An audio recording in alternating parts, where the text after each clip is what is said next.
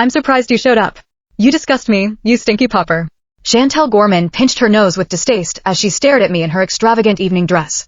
Chantelle, a young lady from a distinguished family in Oberlin City, had invited me to her birthday party. Yet, she openly shamed me in front of the other ladies at the event. A familiar evil smirk appeared on her face. How about I give you a shower?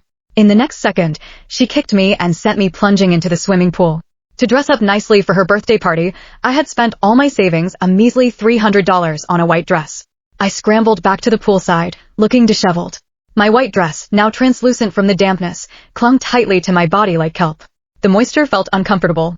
Her piercing gaze swept past my drenched body. Snickering, she taunted, "You're just a loose woman who sleeps with any Tom, Dick, and Harry. Do you enjoy exposing your granny lingerie to everyone?"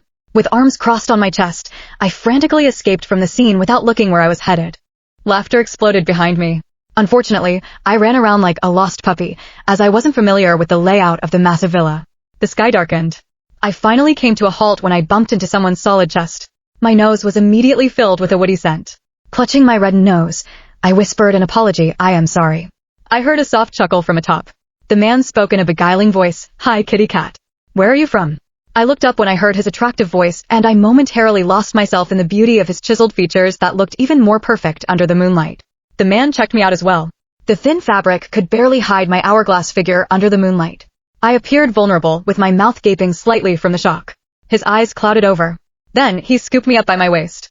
He rasped, "Oh, and you're a seductive little kitty at that." Without hesitation, he kissed me on the lips, so fervently and passionately that I subjected myself to his loving. He smelled of sandalwood. Suddenly, I felt myself lifted off the ground. He had picked me up by the waist.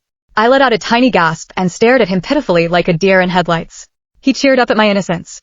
Smiling, he said, "Kitty cat, don't worry. I'll make you happy." I buried my head shyly in his chest, but deep within, I was smirking gleefully. Of course, I wasn't afraid of him.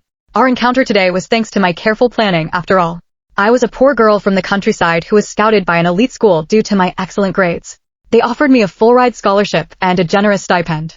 I went off to college with high hopes, only to be mocked by Chantelle on the first day of school. I recalled Chantelle staring at the patches on my shirt, taunting, "Wow. They really admit anyone now, don't they?"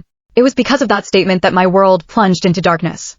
At college, I was ostracized, locked in the bathroom, had nails placed on my seat, and had filthy water splashed on me.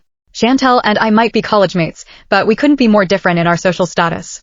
I thought she'd spare me if I kept my silence, but she grew so emboldened that she challenged the rules. This was a woman who drove a sports car into me just because it was fun. After that incident, she strutted to me in her high heels and threw a wad of cash onto me. "You ran into my